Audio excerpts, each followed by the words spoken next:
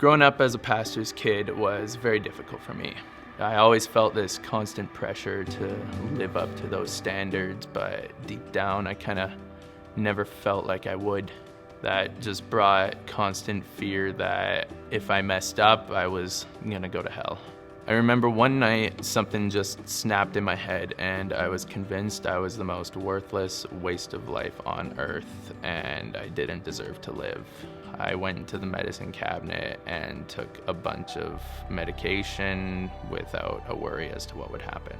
That was when I realized that drugs could numb any sad emotion I was feeling, and that went on for almost the next 9 years of my life. Later on, I moved to Kelowna with some friends where the partying lifestyle continued. I was locked into this pattern of self-hatred and self-loathing and partying, and that all just kind of bled into my relationship with my girlfriend, and we decided to break up. I never in my life thought I would be living back in Alberta, but my parents just welcomed me home with open arms.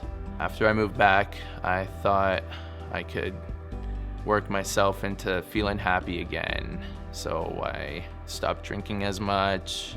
I wasn't sad anymore, but I wasn't going anywhere. It was just kind of a constant okayness. And that's kind of when I started going back to church again. It was better than I expected because no one really judged. Everyone just kind of welcomed me back as if it was last week. I met Serena and I cannot thank God enough. She has been a huge help in challenging me in ways that I sometimes hate to become a better version that I know God wants. Up until about last week, I had been really struggling with the thought and the idea of giving my life to Jesus because I just felt a lack of trust for him. If he would sit by and let me feel as sad as I did, then why should I give something as precious as my life to him? But I now realize that I just had it all wrong.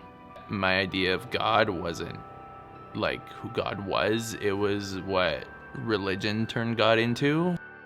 I've been exposed to, I guess, the truth of Jesus my whole life.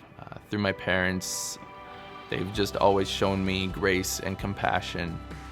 It wasn't until True Grit last weekend where I really felt for the first time in my life the actual presence of Jesus, and I wanted to just give my life to him for something better. I honestly have no idea what God's plan is for me, but I think that's kind of the point. My plans didn't work out so well. God's plans are going to be a lot better than anything I could have ever imagined. I think what caused me to finally make the decision to want to get baptized was seeing what it's done for all the people around me. I know I will never feel ready to do this, so I'm taking a step as an act of faith and obedience, and I'm excited to see what God will do for me as I give my life back to him.